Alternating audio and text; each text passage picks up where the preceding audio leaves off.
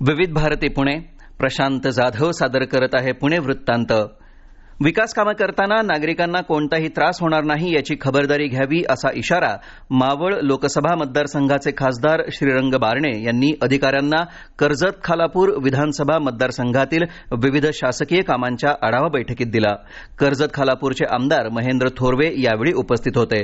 बैठकीत विविध खात्यांनी आपल्या अडचणी मांडल्या. भूअभिलेख विभागानं मोजणीसाठी मनुष्यबळ अपुरं असल्याचं नमूद केलं. अंगणवाडी विभागाच्या भारती साताळकर यांनी लेक लाडकी योजनेत मुलींना पहिला हप्ता वितरित झाल्याची माहिती दिली. मात्र 45 अंगणवाड्यांना अद्याप स्वतःची जागा उपलब्ध नसल्याकडे लक्ष वेधलं. आषाढी वारीतील संत ज्ञानेश्वर माऊलींचा पालखी प्रस्थान सोहळा यंदाच्या वर्षी रात्री 8 वाजता होणार आहे. यंदा गुरुवार आल्यामुळे परंपरेप्रमाणे नित्य गुरुवारची माऊलींच्या पालखीची मंदिर प्रदक्षिणा आणि आरती झाल्यानंतर पालखीचं प्रस्थान होणार असल्याची माहिती पालखी सोहळा प्रमुख डॉक्टर भावार्थ देखणे यांनी दिली आहे. पालखी मार्गावरील हॉटेल्सची तपासणी केली जाणार असून कामगारांचीही आरोग्य तपासणी केली जाणार असल्याची माहिती पुणे जिल्हा परिषदेच्या आरोग्य विभागानं दिली आहे. जेजुरी आणि यवत इथं पालखी मुक्कामाच्या ठिकाणी अतिदक्षता विभाग आणि आवश्यक औषध सामग्रीचा साठा असेल अशी माहिती जिल्हा आरोग्य अधिकारी डॉक्टर सचिन देसाई यांनी दिली आहे. प्रधानमंत्री पोषण शक्ती निर्माण योजनेअंतर्गत राज्यातील 68,704 शाळांमध्ये परसबागा विकसित करण्यात आल्या आहेत. राज्यातील सर्व शाळांमध्ये परसबागा निर्माण करण्याचं उद्दिष्ट ठेवण्यात आलं असून प्रोत्साहनासाठी यावर्षीही उत्कृष्ट परसबाग स्पर्धा आयोजित करण्यात आली असल्याचं शालेय शिक्षण विभागाचे अवर सचिव प्रमोद पाटील यांनी सांगितलं. स्थानिक स्वराज्य संस्थांच्या निवडणुका 4 महिन्यांमध्ये घेण्याच्या सूचना सर्वोच्च न्यायालयानं दिल्यानंतर पुणे महापालिका प्रशासनानं निवडणुकीची तयारी सुरू केली आहे.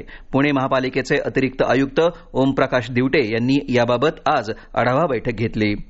पुणे महानगर परिवहन महामंडळ लिमिटेड आणि पुणे मेट्रोद्वारे संयुक्तपणे हडपसर ते कल्याणीनगर मेट्रो स्टेशन मार्गावरील फीडर बस सेवेचा आज आरंभ करण्यात आला.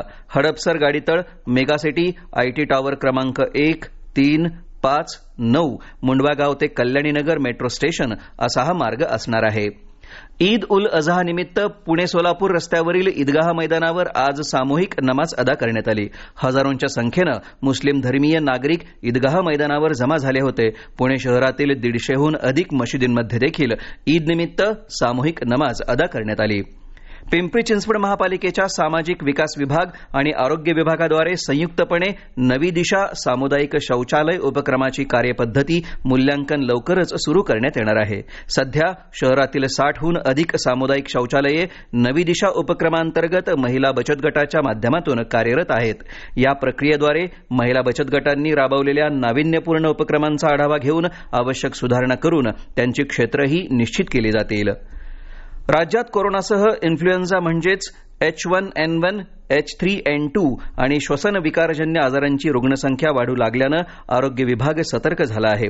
कोरोनाच्या ओमिक्रॉन उपप्रकारातील JN1 यासह XFG आणि LF7.9 हे कोरोनाचे उपप्रकार अधिक संसर्गजन्य असल्याचं निदर्शनास आलं आहे. यामुळे ताप, खोकला, घसा खवखवणं यांसारखे सौम्य आजार होत असून ते स्वतःहून कमी होत असल्याची माहिती आरोग्य विभागाद्वारे देण्यात आली आहे. पाण्याची चव आणि वास बदललेला जाणवत असला तरी ते पाणी पूर्णतः पिण्यायोग्य असल्याची माहिती पिंपरी चिंचवड महापालिकेच्या पाणीपुरवठा विभागानं दिली आहे. तसंच पावसाळ्यात पाणी उकळून पिण्याचं आवाहनही करण्यात आलं आहे. पिंपरी चिंचवड शहराला मावळमधील पवना आणि आंध्रा धरणातून पाणी पुरवठा केला जातो. मात्र पावसाळ्यातील 4 महिने धरणातील साठा न वापरता नदीतील पाण्याचा वापर होतो. या कालावधीत नदीच्या पाण्यात गाळ, झाडपाला, सांडपाण्यासारखा कचरा वाहून येतो. यामुळे पाणी गढूळ होतं. तसंच विरघळलेल्या घनपदार्थांचं प्रमाण वाढतं. याचा परिणाम पाण्याच्या चव आणि वासावर काही प्रमाणात होतो. पिंपरी चिंचवड महानगरपालिकेच्या वतीनं आयोजित करण्यात आलेल्या महिनाभराच्या कोडिंग उन्हाळी शिबिराचा समारोप उत्साहात झाला. या मोफत उपक्रमाच्या माध्यमातून 80 शालेय विद्यार्थ्यांना कोडिंग, तर्कशक्ती आणि सर्जनशीलतेच्या जोरावर समस्येचं निराकरण याबाबत सक्षम करण्यात आलं. पुणे महापालिकेतील महिला अधिकाऱ्याला त्रास दिल्याप्रकरणी एका राजकीय पक्षाच्या 2 कार्यकर्त्यांना महापालिकेचं मुख्यालय आणि महापालिकेच्या अन्य कार्यालयांमध्ये प्रवेशबंदी करण्याचा आदेश महापालिका आयुक्त नवल किशोर राम यांनी दिला. हे 2 कार्यकर्ते त्रास देत असल्याची तक्रार संबंधित महिला अधिकाऱ्यानं राज्य महिला आयोगाकडे दिली आहे. हवामान. पुणे आणि परिसरात आज सकाळी पावसाच्या जोरदार सरी पडल्या. उद्या मध्यम ते जोरदार पावसाचा अंदाज पुणे वेधशाळेनं वर्तवला आहे. हा होता आजचा पुणे वृत्तांत. उद्या पुन्हा भेटू विविध भारती पुणे केंद्रावर संध्याकाळी 6 वाजता ताज्या पुणे वृत्तांतमध्ये. नमस्कार.